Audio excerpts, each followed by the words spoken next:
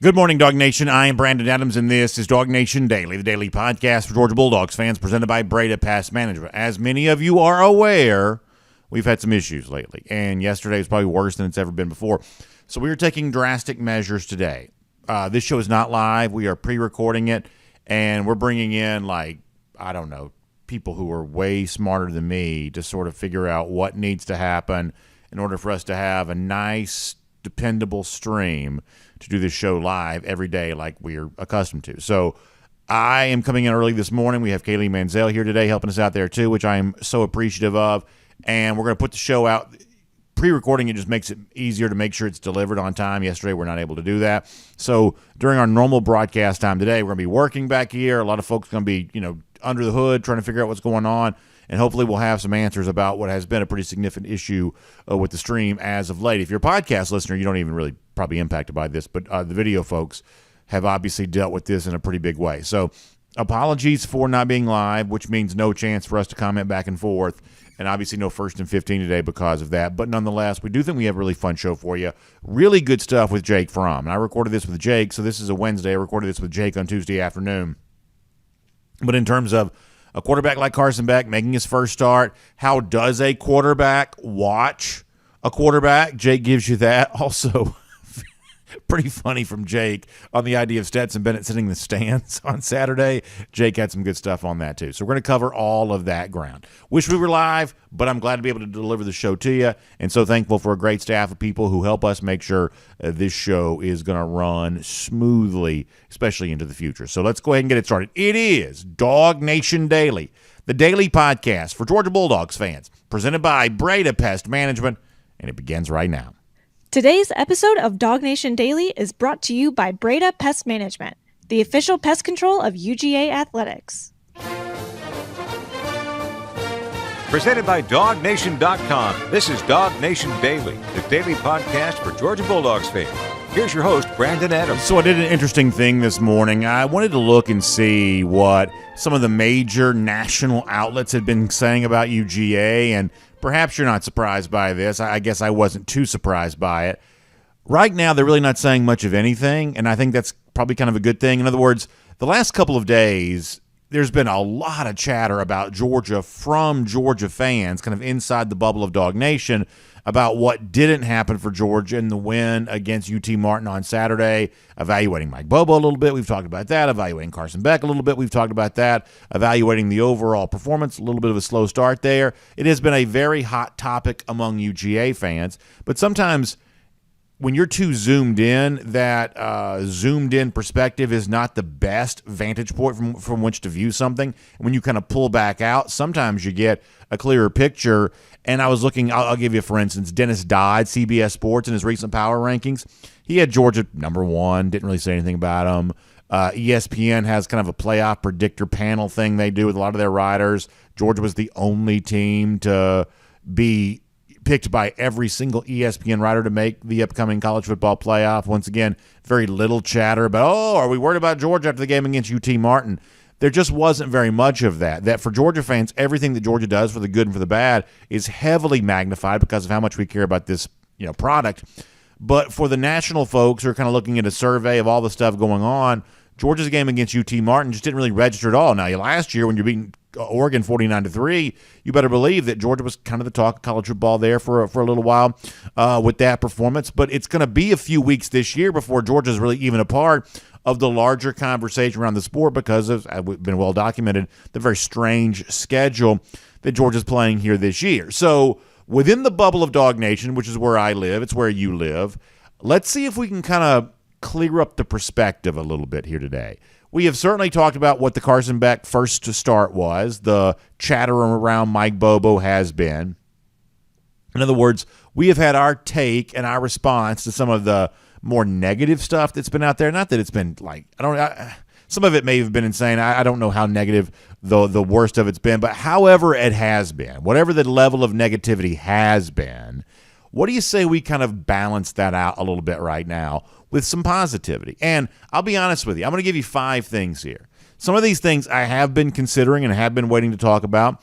Some of these things I don't know that I'd even fully appreciate it. So I want to make sure I do this, if for my own self, for nothing else, in terms of taking some time to appreciate what happened for Georgia on Saturday for the good and what it potentially sets up to be for the even better as the season rolls along. So let's run through 5 things here. I want to start with thing number 1 that honestly I didn't know this, and I probably should have. This, I guess, sort of flew under my radar.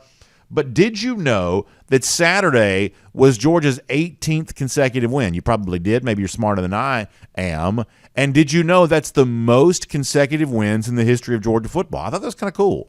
I think I maybe had seen that in a game note or something like that, but kind of skimmed right past that. But the point is, on Saturday, Georgia won its 18th straight game. I'm not telling you the game against UT Martin means all that much, but when you're talking about 18 in a row and the fact that that's never been done before in Georgia history, that kind of gives you an idea about just how special this time of being a Georgia fan is right now. Also, to kind of go along with this in terms of the overall stat stuff, ESPN had this, that Saturday was also Georgia's 13th win by 30 or more points since the start of the 2021 season. It seems like Georgia just blows everybody out. This number would suggest it does 13 times over the course of, the last, 31 games.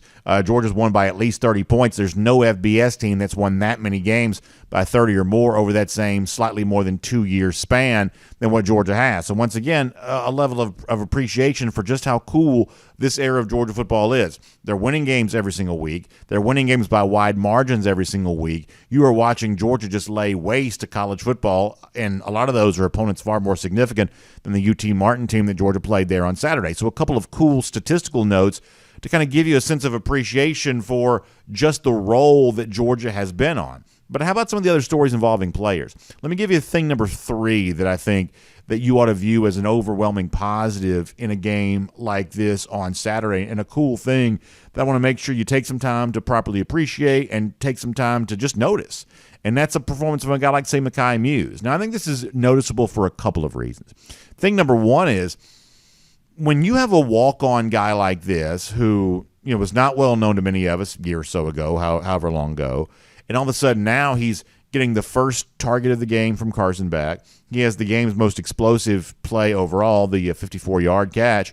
When those things are happening, all of a sudden what you're doing is you're taking the list of capable playmakers you thought Georgia had, and you're just adding another name to that. It's almost like a trade deadline acquisition or a waiver wire acquisition. It's almost like a free agent acquisition for Georgia, because all of a sudden on the list of players that you thought were capable contributors for UGA, now you've got to add at least one more to that in the person of Muse. Winning championships is to a certain extent about all hands on deck, having everybody involved in that process. You need as many capable performers as you can get, and Georgia has at least one more capable performer, you would certainly be led to believe, in the person of Mekhi Muse, than perhaps we thought Georgia had. And the buzz that was generated around him during spring practice and the buzz that was generated around him around fall camp, all of that seems real, and all of that seems proven by the fact that he was such a big part of the game plan on Saturday. And then, in addition to that, I think it's also a message to the rest of the team. And, listen, I have a chance to talk to some of these, folks sometimes, the walk-ons and these guys that were big-time high school stars, and because of that, they get a chance to be on the Georgia roster. And it's always been really cool to me, the fact that Georgia works as hard, Kirby Smart works as hard cultivating that preferred walk-on portion of the program as he does the 85 scholarships that Georgia has in place there. They want that depth. Sometimes these are guys that work their way up and become part of the 2 deep and become a part of the guys that are actually playing on Saturdays. In some cases, these guys are just the ranks of the capable practice contributors, but at a place like Georgia, that's really important to be able to give those reps up and down the roster and make every practice snap as valuable as it can possibly be. The walk-on portion of the Georgia program is a very valuable part of this overall process. And when a guy like Muse works his way up, or Dan Jackson's been kind of in that category too, there are other players who have been, in a similar story in the past. When guys like that go through the rigor that Georgia's practice grind requires of you and come out on the other end far better players than their profile as high school guys would have suggested, there's just a really valuable symbolism to that. A, it shows that Georgia is willing to give anybody a chance who will put in the work to be the kind of player that Georgia needs for you to be, but it also shows other players that, hey, if Mekhi Muse is doing this, that could be you. there's a sense of hope and optimism around that I think is really, really cool. And so to hear some of the praise that Kirby offered of Muse this week and after Saturday, I think is one of those things that I hope the rest of the team pays attention to. And I also hope, as we said, Georgia fans appreciate about one of the real positive things to come out of Saturday, the fact that Mekhi Muse right now is a great story who may also happen to be a very good player. This is what Kirby said about Muse this week. It's a credit to Muse, who came in here and wanted an opportunity to compete, earned it. We saw him in high school, and he was high on our preferred walk-on list, and he earned it. He came out and really competed and did a great job, and I think everybody on the team will tell you he's earned what he's gotten with the way he practiced. I love the idea that Kirby in that same sentence used the word earn twice, because here's what we know, that Georgia is a roster filled with the kind of glamorous, elite, former 4- and 5-star recruits that are big-time celebrities almost before they even arrive at a place like UGA. Shows like this make these guys into celebrities. We don't really necessarily apologize for that, but it is true that a lot of these guys have great fanfare around them, and they almost seem like they've arrived before they've arrived because of the attention they've been getting. But on the other side of that, there's still room for a grinder. You can be a late bloomer. You can be a guy that really was slept on. Everybody believes as a high school athlete they're sort of slept on, not getting enough attention. Everybody believes that, but some guys really are slept on. Some guys really do, get overlooked, and you get a chance to go out there with how you perform in the practice field every day and prove people wrong about you, prove how good you really are. The Muse story is a great one. It's really fun and compelling, but it's also valuable for Georgia to have a wide receiver like this who appears that is going to be in the mix for these Dogs all season long. I think that's really fun. Now, thing number 4 that was, I believe, incredibly positive about the game on Saturday against UT Martin, and admittedly we're working here to unearth some of that because probably hasn't been enough of that through, 3-4 days in the aftermath of this game, is I think we see on defense at least one example of Georgia's next superstar player starting to emerge. In a place like Georgia, you know how this goes. There are good players up and down this defense. We know that's the case, right? That's always going to be the case. But at a place like Georgia, there's also that question of, well, from this rank of good players, from the ranks of the good players here, who is about to become the great player? Who's about to take that next big step forward and become one of those sort of household names that becomes nationally known and becomes the focal point, the face of a defense that can propel Georgia to another national championship? We've seen guys like Jalen Carter and Chris Smith be that, Nolan Smith be that a year ago, the 5 first-round picks back in 2021, and there's intrigue and curiosity about who that can be for this year as well. And I think the answer to that is pretty clear here right now, that one of the guys, and there may be more, and I believe there probably are, but for now, let's focus on one of those guys who certainly seems to be taking a step forward in that category. That's the safety Malachi Starks. In his start of his second year at Georgia, he seemed to be all over the place on Saturday. He just seemed to be everywhere there on Saturday. And so when you're thinking about the guys who can be true elite, face of the program type guys on defense, Malachi Starks right now, I think, feels like he can be the next one in line to be that. And last night when Kirby Smart met with the reporters, he had some very complimentary things to say about Starks. Take a listen to this. Well, I've been around some thumpers, and I think of all the guys, the Mark Barons and the Hockman and Dix and Dom Sanders here and Lewis, Chris and Richard. He's really different than all those guys. He's probably the one guy that if you had to, that could go out there and play corner if you had to. I mean, he's got a coverage skill set and speed skill set that most safeties don't have. He's a good tackler. Maybe not as physical as those guys in terms of knockback tackles, but he's a good tackler. And he's got good range, very intelligent. So I think that Mikael Williams could also be potentially in this category there too. But when you hear Kirby Smart describe what he's saying about Starks, kind of already putting him in a category of some of the great safeties that Smart has coached, whether it be at Alabama or at Georgia since the time he's been here, it kind of gives you an idea of where Starks' career is heading. He's also an incredibly articulate spokesman. This is a guy who I think is going to be a valuable part of the Georgia program for a long time to come, at least this year and next. Who knows what happens after that? But in terms of Georgia's mission to go for 3 in 23, pretty obvious right now that Starks is going to be a big part of that on the defensive side. We saw a lot of that on Saturday. Then finally, there's this.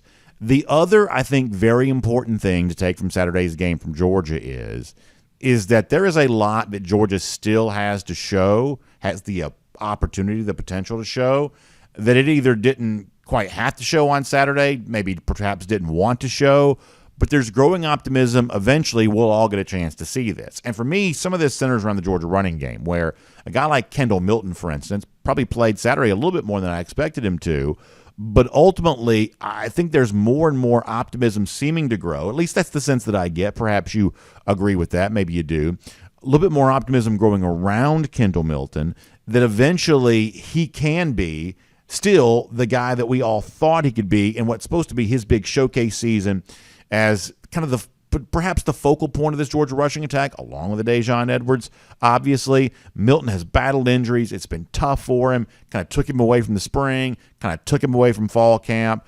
But, boy, when you listen to Kirby Smart talk, you sort of get the sense that eventually, may not have seen it on Saturday, but Saturday was the start of what might be a return to full health and full action, and eventually the kind of season for Kendall Milton that every Georgia fan has wanted him to have. I love the optimistic tone that Kirby Smart kind of struck this week when he talked about the ongoing recovery for Kendall Milton, and frankly, just how enthusiastic Milton kind of continues to be behind the scenes, that eventually he's going to get a chance to show everybody what he's all about. I liked this from Kirby going back to Monday. Let's hear that. The other thing about the UT Martin game is it kind of lays the groundwork for more return to health for Kendall Milton eventually. Take a listen to this. Kendall's dying to get out there, man. This guy got a great heart, great soul, he loves this program. He'll give anything for this program, and it kills him not to be out there. And he has not been able to practice most of camp due to his injury. And we're dealing a little bit now with, all right, how does he stay warm and able to do it? Because he's used to playing, right? He plays in a rotation at running back, but he played on all the special teams. Well, now he's not doing that. So when he's not in on offense, he sits over there, it gets cold, he's got to stay warm. He goes in at halftime, the leg tightens up, and he doesn't have what I call the camp stamina. You know, he didn't really go through camp. He worked out, he ran, he did what he had to do, but he could not get himself in playing shape just by camp. So we're really battling that now to get him back right. And I think he said himself, if you asked him, he said, I'm around 92%. That's what he quoted it as. And I don't think his stamina's at 92%. I think when he's 100% conditioned, he's at 92%. And we're trying to fight that to get him back. It's a delicate line, right? Of do you bring him back and try to play him and get him in shape? Or, you know, you sit on the shelf and you don't get carries, you don't get them. I mean, that action he got the other day was like scrimmage 1 and scrimmage 2 because he didn't get to play in those. Important to keep that in mind, that he's working his way back, but also important that UT Martin game for Milton provided that opportunity for him. And, I mean, to me, when Kirby has talked about Milton as of late, I've heard some optimism about what eventually he can be. The same for Deion Edwards, who Kirby has said, you know, could have played Saturday if they really needed for him to. They just chose not to. So to recap this here real quick, this was a record-setting win for Georgia in terms of consecutive wins for the program. Kind of a record-setting win, or at least a pace-setting win in terms of over the course of the last couple of national championship seasons, no one is winning more games more easily than Georgia has over that span. You were introduced to a potential new playmaker like Mekhi Muse. You were reminded of how good guys like Malachi Starks can be as Georgia seeks its next great superstar players on defense. And groundwork was laid for guys who perhaps weren't super healthy on Saturday to be even healthier when Georgia starts to play games that matter more later on this season. I don't want to oversell the UT Martin game. I'm not even quite so sure games like this should even be played anymore, but it was played, and there were some things to like for Georgia. And Georgia, in terms of its overall mission to go for 3-23, you can't take the final step until you take the first one, and the first one was taken on Saturday, and it's going to be fun to watch in the coming weeks exactly where Georgia goes from here. My name's Brandon Adams, and this is DawgNation Daily, the daily podcast for Georgia Bulldogs fans. Presented today by Breda Pest Management. As you see, we are go for 3 in 23, ready for the upcoming season. At least you see that if you're watching on video. And speaking of video, we are not live today. I mentioned this off the top.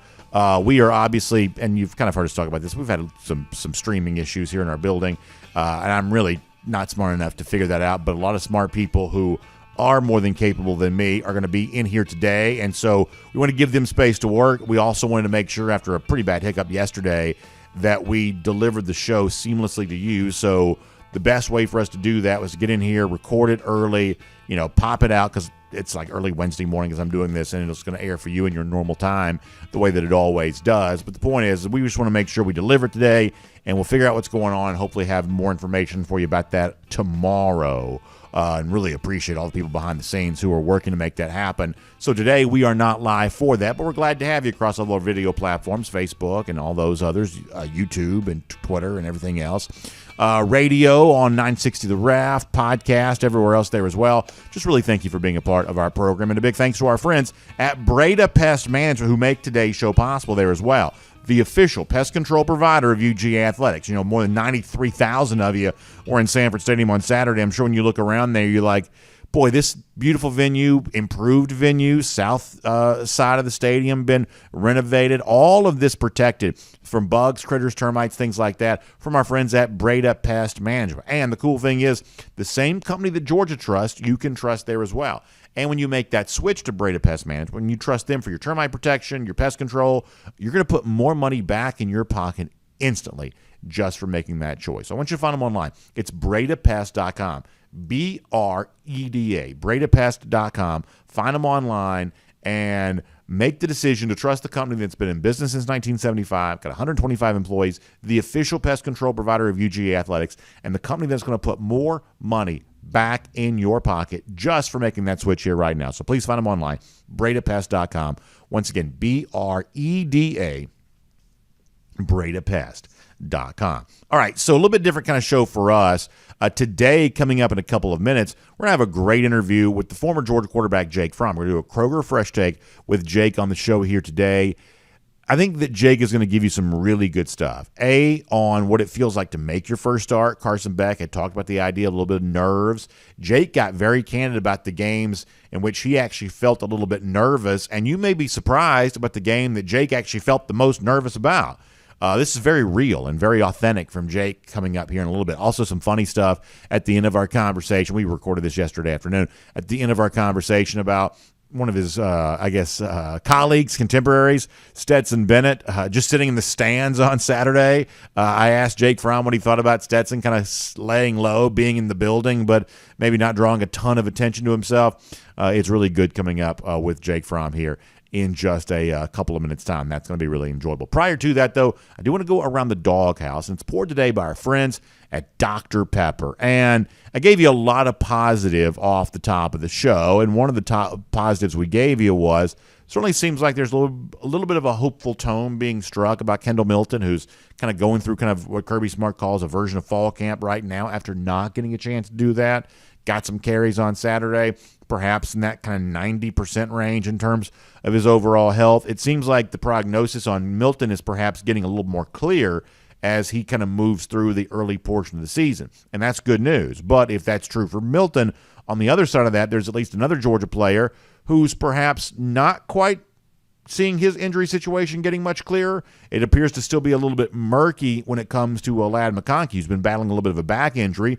McConkey is going to be one of Georgia's most important pass catchers here this season, one of the most productive returning players to this program. But in terms of when Georgia gets him back and when Georgia gets him fully back, no pun intended, given the fact that he's dealing with a back injury, it sounds like that's still a little bit of an unknown here right now. Kirby Smart last night even acknowledging that, yeah, it's a little bit frustrating for him at the moment, just trying to figure out exactly what's going on here because of just how odd some of this back stuff can be from time to time. Kirby Smart giving you that update on Ladd McConkey from last night. Take a listen to this from Kirby.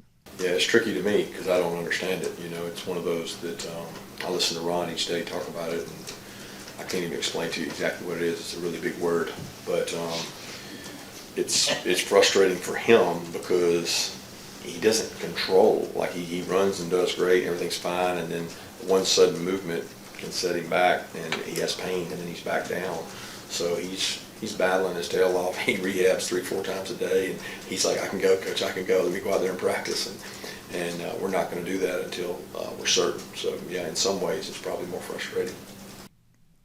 This is probably the closest I'll ever come to having something like really significant in common with a Georgia football player. Most of these guys have a level of athleticism that I could never even dream of aspiring to. But in terms of, hey, every now and then I'm fine, but then all of a sudden out of nowhere, my back. Like, I feel like I've got a lot in common when it comes to McConkey on that, where just sometimes out of nowhere you just sort of feel like, ugh. So I'm not quite so sure that's what Lad McConkey wants to have in common with me. But it sort of sounds like Lad's kind of going through some stuff. Maybe a lot of us have a little bit of familiarity with, unfortunately. Now, I did see Lad on Saturday before the game down there on the field. And, he was not dressed out, but he was in good spirits, and he was going around kind of dapping everybody up, as they were kind of going through their warm-ups and stuff like that. So when Kirby says he's sort of chomping at the bit to be out there at practice, things like that, I think the overall high level of spirits that McConkey probably has, I guess I probably saw that myself there on Saturday. So it certainly doesn't seem like, he's so debilitated that he won't eventually be back to full health. But in terms of exactly when that is, it sounds like that picture is not particularly clear here right now, perhaps just a little bit murky there on that. So at least wanted to give you, that picture here about McConkey right now, a guy that's not apparently fully healthy for Georgia, and it's not obvious exactly when he will be fully healthy. But, just given the overall strength of this Georgia program, given the early season schedule that Georgia plays, the luxury exists to give him that rest, and that apparently is what Georgia wants to do. And that is around the DawgHouse. It's poured today by our friends at Dr. Pepper. And if you're watching football this weekend, you saw the return of the Fansville commercials, which I love. I love them because it means college football is back, but it also means Dr. Pepper is once again a big part of everything going on with college football. The rivalry games and the blowouts and the upsets and everything else. Fansville and Dr. Pepper have just been going hand in hand with college football for quite some time. So as you're getting ready for your upcoming tailgate, your watch party, all that kind of stuff, make Dr. Pepper a big part of what you do, whether it's the zero sugar, the regular Dr. Pepper, you've heard about the new Dr. Pepper strawberries and cream, whatever you are thinking about in terms of a college football experience, Dr. Pepper goes great with that. It is, after all, the one fans deserve. So stop by and see your local Kroger, wherever you're doing your grocery shopping. Pick up some Dr. Pepper here today and enjoy it on a game day. Dr. Pepper and college football, they just go great together. All right, before we're done, more evidence of Tennessee fans being big mad at DawgNation right now for DawgNation Invasion. This is actually really funny. You're going to like this. We'll do that before we're done on today's program. But for now, what does it feel like to actually have those butterflies in your stomach going into your first start as the Georgia quarterback? And how does a guy who's been a Georgia quarterback evaluate the guy who's in the position that he was once in? All of that stuff coming up with Jake Fromm right now. Let's do a Kroger Fresh Take with him here on DawgNation Daily today. And here on DawgNation Daily, it's time now for a Kroger Fresh Take. We'll talk to the former Georgia quarterback, Jake Fromm. Jake, so good to have you back on the program. Hope you're doing well. We really appreciate your time. Yeah, always good to be here. Thank you for having me, Brennan. So as you might imagine, a lot of chatter about the game on Saturday. Carson Beck's first start. Also got a chance to see a little bit of Brock Vandegrift, a little bit of Gunnar Stockton there as well. I guess starting with Carson, how much of it did you get to see, and what was your overall take of how Carson performed in his first start? Yeah, so actually didn't get to watch the game live. Actually came down this weekend, and don't hate me for this, but went over to Auburn, watched my brother play. Fair enough. Over there, but did get to go back and watch the game. Yeah, a lot of chatter about it. They tried to get Carson some easy completions, get him going early, but just quite frankly didn't have that fast start that everybody wants, in a game kind of like that. They ended up getting it going. I mean, if you look at the total box score, everything, checked boxes, everything looks good, but it didn't really pass the eye test there early. And so, people love to talk about that. Oh, they do, which is why I have a job, I guess. But people definitely do love to talk about stuff like that. Now, when I watch a game like this, because I'm not a former player, I'm not a quarterback, I'm mostly just looking at results. Is the pass completed? What are the overall numbers? For me, it's hard to think past the overall results. I'm guessing you're thinking more about the process. So when you watch a guy, especially a guy like Carson who's making his first start, what are you kind of looking for, and what would you notice that someone like me would not be able to see? Yeah, I mean, I thought Carson looked poised. I mean, I thought he was, had good command of the offense. It's just, it was very tough. Needed a third down conversion here. Needed a little bit better ball placement here. Needed somebody to make a play. Really thought the run game could have helped him out early. It was very tough. It was a very uphill battle running the game, I thought, in the first quarter to get Carson kind of going.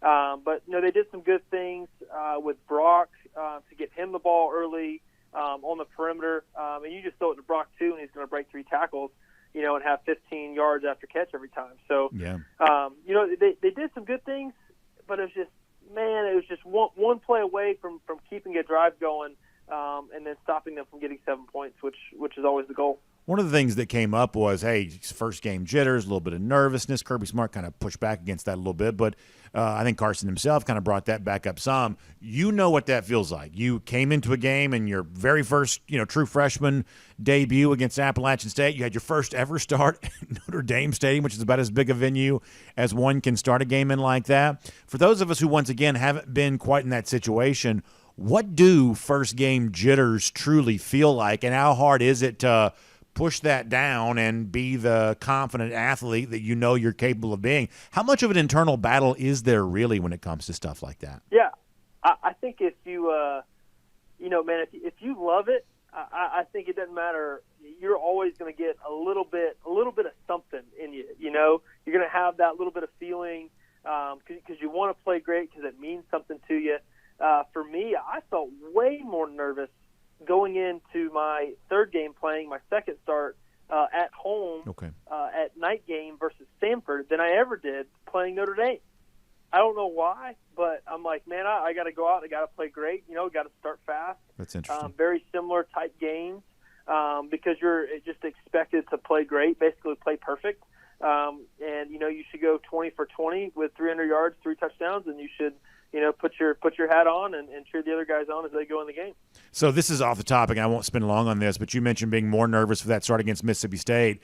Did you know y'all were running the flea flicker the first play of the game? When did you know that? Like, how much of your, mind is thinking about, prior to that thing of, hey, we're going to run this play, and this is going to be fun. I have a chance to have this awesome highlight, but hopefully I don't mess it up, which is exactly what I would be thinking anyway, of hope I don't screw this up because this could be pretty cool if I don't. Like, how soon before the game did y'all know you're going to run that flea flicker to begin against Dan Mullen there in Mississippi State? Yeah, that was it was talked about all week. It was a for sure thing earlier in the week, and I think we had missed one in practice, and then Kirby wasn't feeling great about it, and we were just trying to, hey, coach, we got you. This is it. It's going to work, and I think they signed off on it, and we got it done. So, man, anytime you get an opportunity to take a shot early in the game, I think it means a lot. It sends a message early. What did you think about the other two quarterbacks? You mentioned you having a chance to go back and rewatch the game. Maybe you saw deep enough to see Brock Vandagriff, Gunnar Stockton. They both got their moments there too. What did you make of both those guys coming in? Yeah, in situations like that, you just want to come in, you want to execute, you want to finish well. The goal is still always to score points, and you never want to, quote unquote, call the dogs off.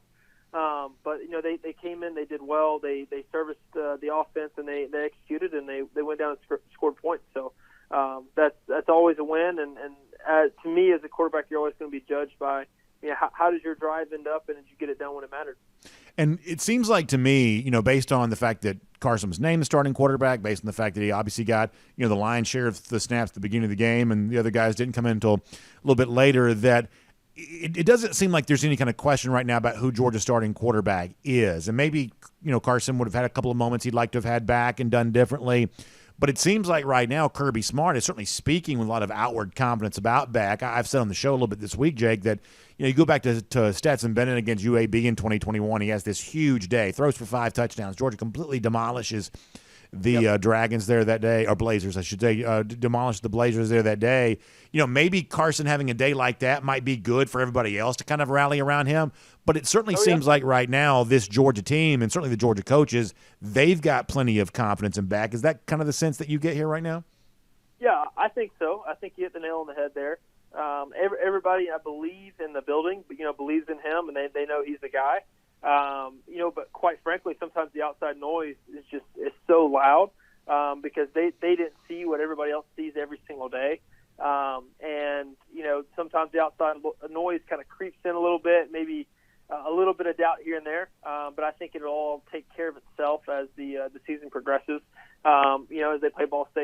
can be able to go out and execute and fix the things that they didn't do early in the game. I want to ask you about another Georgia quarterback, at least a former Georgia quarterback, here in a moment. Let me, before that, though, remind folks, it's our Kroger Fresh Take with Jake Fromm here on DawgNation Daily right now. And, of course, you're getting stocked up for game day, watch parties, tailgates, everything else with our friends at Kroger. And if you want more money to spend on those tailgates, more time to enjoy game day, then take advantage of the brand-new membership opportunity from Kroger. It's called Kroger Boost. And right now you can try it for free for 30 days. Just go to Kroger.com/boost. Save big-time bucks by earning twice the fuel points.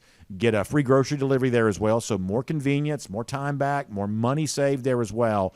That can all be yours when you become a member of Kroger Boost. Kroger.com/boost to try it for free for 30 days. That's Kroger.com/boost. Try it free for 30 days. All right, Jake, last topic before we let you go here today. So I've been fascinated this week with the realization that Stetson Bennett, Heisman finalist, two-time national champion, just came to the game and sat in the stands there on Saturday. Now, you're a great former Georgia quarterback. You have a very recognizable face. How often in your post-Georgia career have you just come and, like, sat in the stands like I would or some other fan would? Have you done that since leaving Georgia? No, I have not. I believe we've only been to one game. Okay. I was able to go last year, early in the season. But I have not been able to do that. Man, kudos to Stetson for being able to throw the hat and the glasses on and blend in the crowd. That's awesome.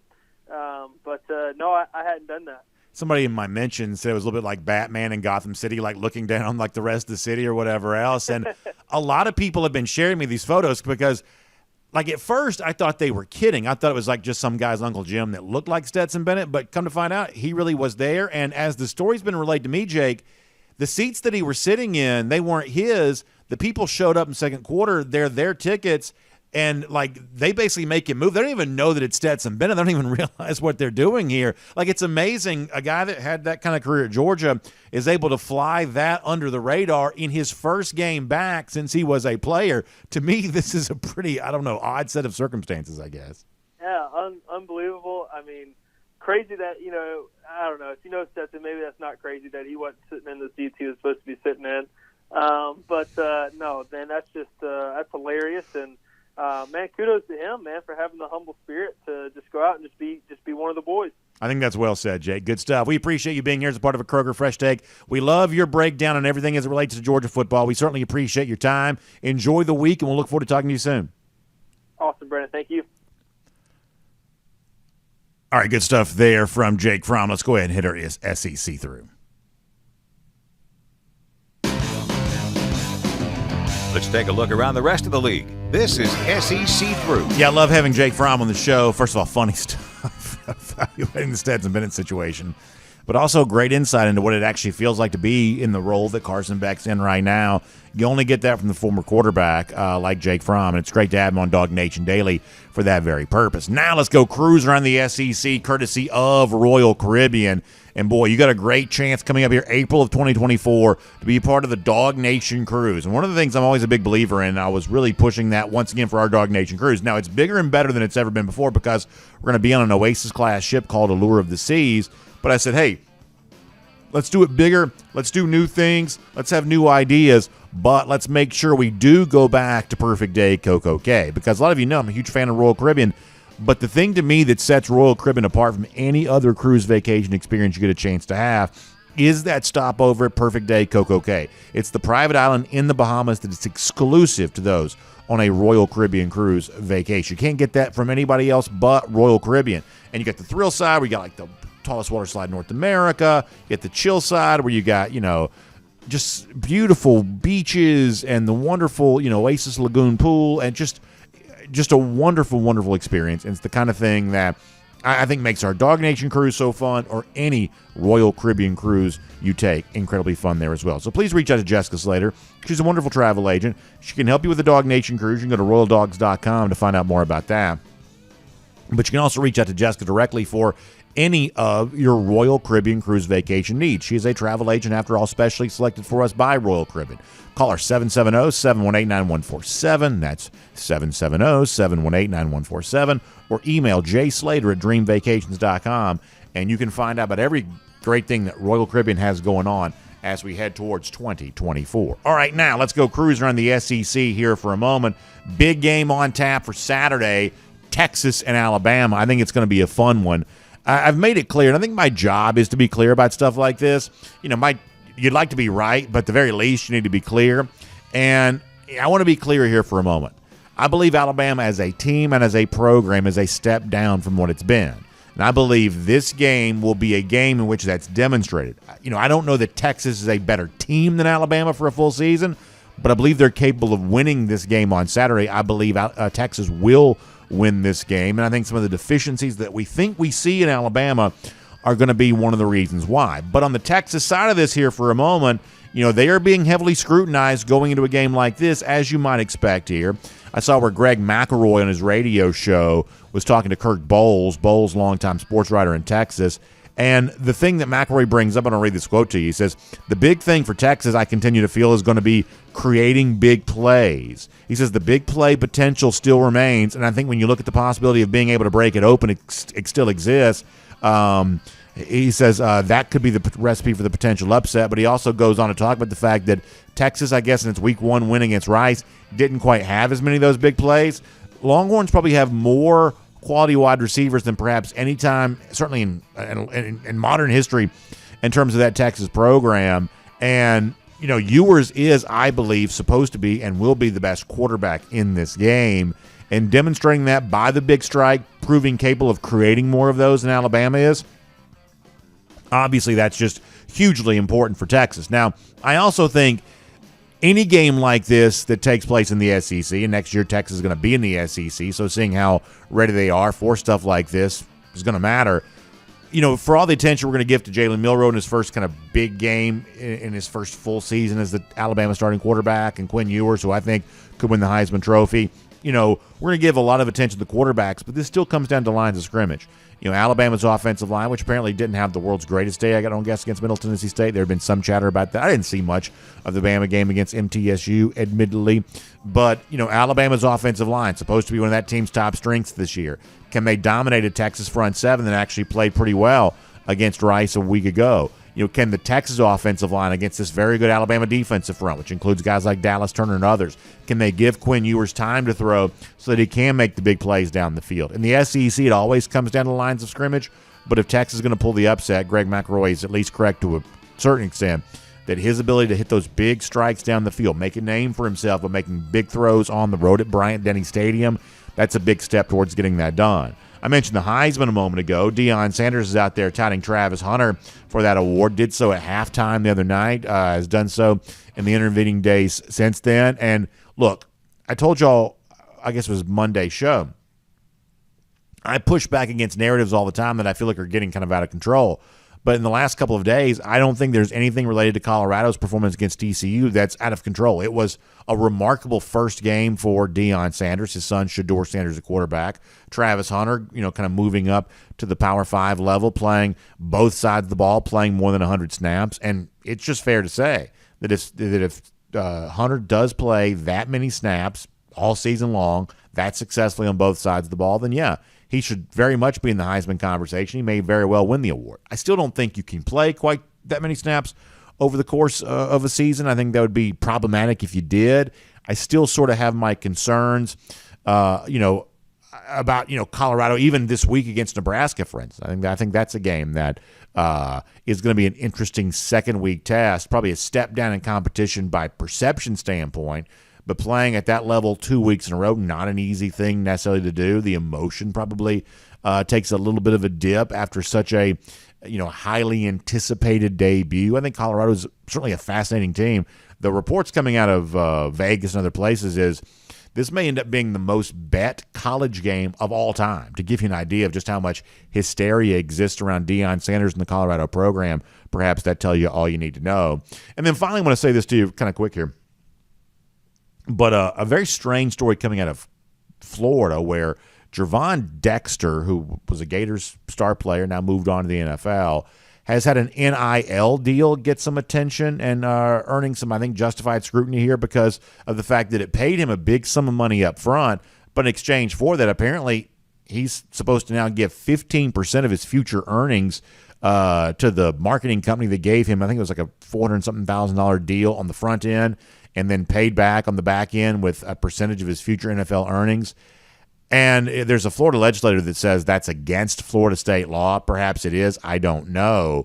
But I think it's important to remember that when some people talk about, hey, we need more oversight and more parameters around NIL, I think there's a knee-jerk reaction on the part of a lot of people to say, well, that's anti-player. That's restricting the players' freedoms.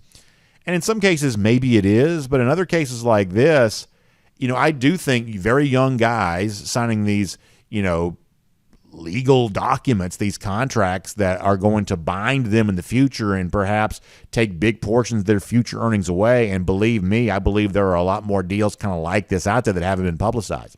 We don't get a lot of accurate reporting on NIL because no one really benefits from the full truth being out there for a number of reasons. But I do think sunshine would be a good thing here. Sunshine's always the best disinfectant. And I think in a situation like this, more accurate reporting about what really is going on in the NIL space would be valuable. I'm not anti-NIL, but I do think in terms of who's getting what, what are some of the terms of those contracts, what's the real story around this name, image, likeness, revenue opportunity that exists now for college athletics. I think we need to learn more about that. And the Dexter situation right now, I don't think has gotten enough attention. How many marketing deals are out there that essentially takes the best thing about being a college athlete, the fact that you leave school with no debt? I mean, that's really what college athletics has always kind of been the best selling point of, hey, everybody else goes to school. Many people come out with crippling debt. As a college athlete, you won't have to. In the case of a guy like Dexter, he's being, kind of attached to the same kind of debt that the average college student sometimes has. I think that's a pretty troubling situation. So learning more about this is probably a valuable thing to do. We'll make that cruising around the SEC, courtesy of Royal Caribbean. Now, I want to give you a little bit of an update, very funny, on our DawgNation invasion here in just a moment. Once again, the folks around Tennessee continue to be big mad about all of this. Prior to that, though, let me give a quick shout out to my friends at the Finished Long Drink. Obviously, as you're rolling into game day and watch parties and tailgates and things like that, when it's time to enjoy a great ready-to-drink cocktail that you don't have to mix yourself, it's just right there in the can, the Finished Long Drink is great for you on all of that. Whether it's the traditional, a lot of you know I like the blue can with the grapefruit flavor and the gin kick. In fact, people are always going to bring up my love for the gin kick every now and then, and I do love it. But you may like the cranberry better, or you may like the long drink strong, 8.5% alcohol by volume, long drink 0, no carbs, no sugar. In fact, a lot of you are out there right now seeking out that brand new flavor for a limited time, the peach flavored version of the Finished Long Drink. Well, whatever flavor you think is right for you, if you enjoy mixed drinks, if you enjoy ready-to-drink cocktails that come right there in the can, it sort of looks like a beer, but it's not. It's just nice, cold, and ready to enjoy. You can pour it in a glass. You can drink it straight out of the can, whichever one. And you can look for the peach-flavored version of the Finished Long Drink right now. So find them online, thelongdrink.com. Put in your zip code. You can find out where to pick them up today. That's thelongdrink.com for a lot more on that. So I told you, Tennessee folks are mad, mad, mad. We've given you some of the social media messages we've been getting about our DawgNation invasion. And by the way, that thing is about to be sold out. In fact, it's going to be sold out, sooner than you know. So if you want to be a part of DawgNation Invasion, go to DawgNation.com. There's a link at the top of the page. We're going to be running out of tickets on this very, very soon. So click in there, get going. We want to see you there. But just have yourself an idea right now of how much Tennessee fans hate this. I want to show you a blog site up there in Tennessee. It's called A to Z Sports. Headline: Georgia fans are trying to disrupt a historic Tennessee tradition, the story says. I'm going to read this to you a little bit. The Vol Navy is a proud and long-standing Tennessee tradition, the writer says, with origins dating back well over 60 years. Tennessee faithful sail down the Tennessee River and up to Neyland Stadium well before UT games with drinks, music, laughter abundant among the orange-clad Vol faithful on their dockside flotilla. This is quite quite hardy prose here. A group of Georgia fans, though, this is where the music changes. The villainous Georgia fans. A group of Georgia fans are looking to add a little bit of red to the river. According to DawgNation, the DawgNation invasion on the Tennessee River going to take place Saturday, November 18th, before the Georgia Bulldogs take on the Tennessee Volunteers. And DawgNation's chartered a riverboat The itinerary calls for a 2-hour cruise, followed by an hour of dock time, with Georgia fans enjoying several drink tickets there on board. Don't you love this? Don't you love? We had the person the other day that was like, we need to make sure everybody knows about this. Like, the Tennessee fans are so upset. I've gotten so many messages. Some of them I can't even show because, they border on just, threats, which, is a shame. Tennessee fans never stop acting like Tennessee fans, apparently. The point is, if this many Vols fans are upset, then clearly here at DawgNation, we are definitely doing something right. Even their blog sites are writing about it. Well, guess what? DawgNation Invasion's on its way, and hundreds of Georgia fans are coming with us. And to Tennessee fans, I will say once again, my biggest request for you is don't worry about our tailgate. Don't worry about DawgNation Invasion. Worry about your own team. Worry about not losing on the road to Alabama. Worry about not losing to Texas A&M. Worry about not having 3 losses by the time you host Georgia there in November, because we want this to feel like a big game. We want it to be fun for us. Georgia needs kind of a quality resume-building win. We need y'all to be good enough to count as all of that kind of stuff. So worry about your own team for right now, and then we'll see you in November sailing down the Tennessee River in style. And it's nice to know that DawgNation is getting a lot of attention up there in the Volunteer State here right now. So you love it. I thought you'd get a kick out of that. Even the blog sites up there writing about DawgNation Invasion, which gives you an idea of just how big it's going to be later on in the month of November. Now, speaking of DawgNation Invasion, that's the subject of our Golden Shoe today there as well. I thought this was incredibly funny. Let me show you this on the screen here for a moment. So Kevin, who goes by just Bag at 29, says, DawgNation Daily, is this John Paul Jones or is it Brandon Adams?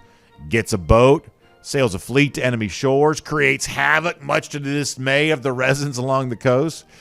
Kevin kind of calling back some great historic details there. He's also got a very funny rendering of me kind of in the maritime outfit, which is very funny to see there too. Hashtag DawgNation Invasion.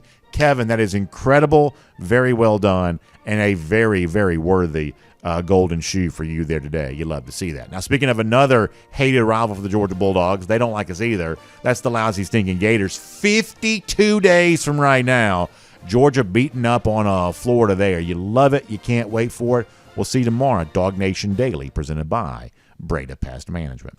And on video, time now for the R.S. Andrews cool down, or at least some facsimile thereof. I want you to find R.S. Andrews online at rsandrews.com for your air conditioning, heating, plumbing, and electric needs. They'll show up on time. They'll do the work that's promised, the price is promised, including getting your air conditioning unit tuned back up if you need to, because it's still hot. It's going to be hot for a while. So go ahead and get your AC tuned up so you're ready to kind of deal with all of that. Sorry about the no live comments today. If you're joining us late, we are not live today because we wanted to make sure the show got delivered in appropriate fashion after our mishaps of yesterday and our mishaps of the last few days. We're going to work very hard to get our streaming issues fixed. So we've got people in the building today doing that. We wanted to make sure that everything was kind of devoted to trying to clean that up so we're able to deliver the show live without interruption each and every day. So we apologize on that. We appreciate you watching this version of the show. Sorry I'm not able to take your comments live here today, but I hope I'll be able to come back and do that with you again tomorrow. I anticipate that I will. So thanks for being here as part of our R.S. Andrews Cool Down. Thank you for watching DawgNation Daily, presented by Breda Pest Management. And we will look forward to seeing you back here again tomorrow.